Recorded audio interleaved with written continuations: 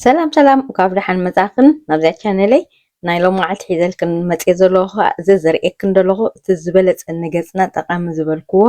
بحلف ማዳ ንዘለና ወይ ጸሊም ነጠብጣብ ንዘለና እዚአን ክልተ ብክልተ ዓይነት ጥራሕ ካልእ ዘይተወሰኾ ማለት እዩ ሒዘልክን መጽ ደለኹ እዚ ቀይሕ ከሪአክን ዝጸናሕኩ ከዓ ቀይ ሱር እዩ ቀይ ሱር ብጣዕሚ ንገጽና ጠቃሚ ትፈልጣዶ ናይ ባሕቂ ዝብለክን ብጣዕሚ ጠቃሚ እዩ ሓንቲ ቀይ ሱር ኣብሲልያ ኣለኹ ወይ ፍርቂ ቀይ ሱር ክትጥቀማ ትኽእላ ኢኽን ብድሕሪኡ ንዓ ኣብሲልክን እቲ ቅራፉ ቀሪፍክን ማለት እዩ ኣብ ማሽን ጌርክን ተሃርምኦ ሃሪምክን ብድሕሪኡ እቲ ናቱ ማዩ ጥራሕ ኢና ክንጥቀመሉ ዘርኤክን ጽናሕኩ ማይ ጥራሕ እዩ ብድሕሪኡ እዚ ናይ ሓሩጭ ናይ ሩዝ ማለት እዩ ሓንቲ ማንካ ከዓ ናይ ሩዝ ከዓ ተጠቂመ ማለት እዩ ብጣዕሚ ትዝበለጸ ንገጽና ነይኖም ማዓልቲ ሒዘልክን መጽእ ዘለኹ ከምዚኣ ትሪኣ ዘለኽን ኣጠቃቅማ ጌርክን ተጠቅማ ኣሕዋተይ ብሕልፊ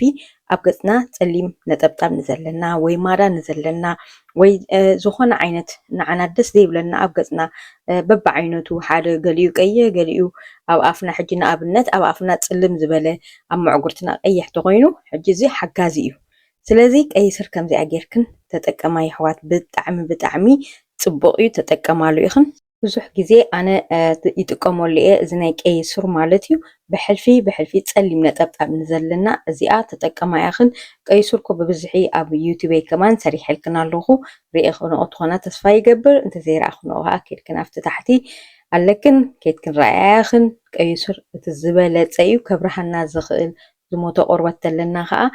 ከኣልየና ስለ ዝኽእል በጀኽን ሕዋተይ እዚኣ ብጣዕሚ ኣነ ጠቃሚት ኮይና ስለ ዝረኸብኳ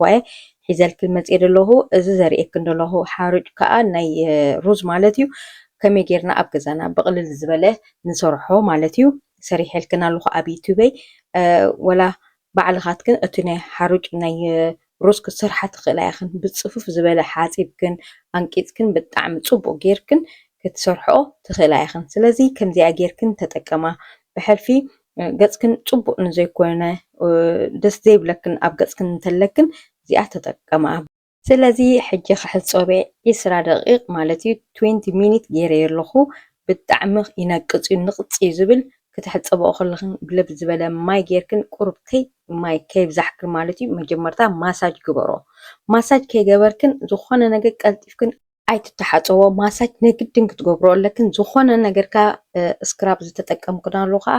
ሳምና ኣይትጠቀማ ብድሕሪኡ ማለት እዩ ሳምና ቅድሚኡ ክኸውን ኣለዎ እምበር ብድሕሪ ስክራብ ዝገበርክኖ ሳምና ግን ክትሕጸባ የብልክንን ሕጂ ዝተጠቀምኩሉ ኒቪያ ክሬምን ምስ ቪታሚን ኢ ኩሉ ግዜ ኣብ ዩቲዩብ ዘምጻልክን እያ እዚኣ ኒቪያ ንዓይ ብጣዕሚ ዝጠቐመትኒ ማለት እዩ ናተይ ድራይ ስኪን እዩ ቆርበተይ ንቕጽ ዝበለ ስለ ዝኾነ ብሕልፊ ድራይ ስኪን ዘለክን ቆርበትክን ንቑጽ ተኮይኑ እዚኣ ናይ ኒቪያ ክሬም ብጣዕሚ ጠቃሚት እያ ምስ ናይ በዓል ሶሪም ጌርክን ክትጥቀማ ትኽእላ ኢኽን ወላ ምስ ቪታሚን ኢ ወላ ክትጥቀማ ትኽእላ ኢኽን ሕጂ ቪታሚን ኢ ጌርየ ተጠቂመ ምስ ሶሪም ከዓ ሓደ ግዜ